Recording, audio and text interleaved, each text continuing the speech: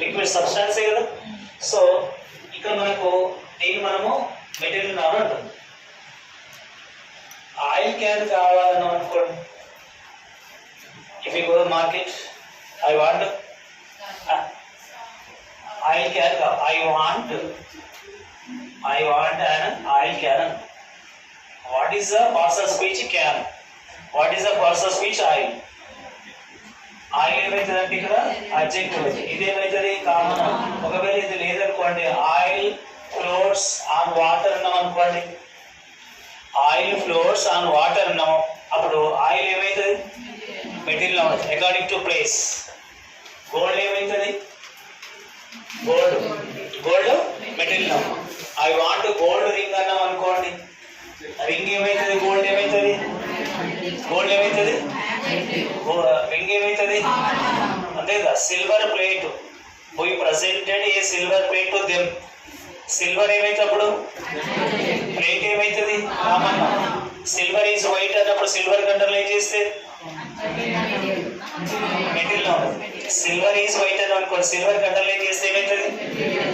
Iron rod is heavy weight Anu, iron ఏమైతుంది rod ఏమైతుంది common ఉండదు.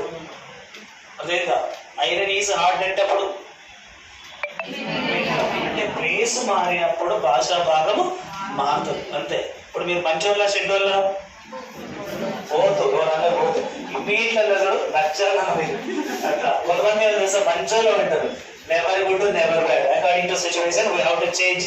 ఇక్కడ కూడా భాషా భాగం కూడా ప్లేస్ మారినప్పుడు భాషా భాగం మారుతుంది. ఓకేనా.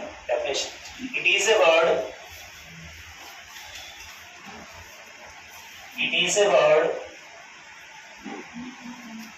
which consists substance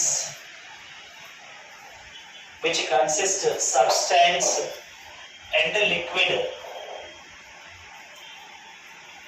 Which consists of substance and liquid అంటే ఘన పదార్థము. సబ్స్టాన్స్ మీన్స్ ఘన పదార్థం, లిక్విడ్ అంటే ద్రవ పదార్థం. నెక్స్ట్ లైన్, మెటీరియల్ నౌన్ కూడా ఏం ఉపయోగించుకుంటాం మనము అడ్జెక్టివ్ రాసుకోండి. Material noun which used as adjective. Material noun which used as adjective. Next line, third line. If you completed that, next line. If common noun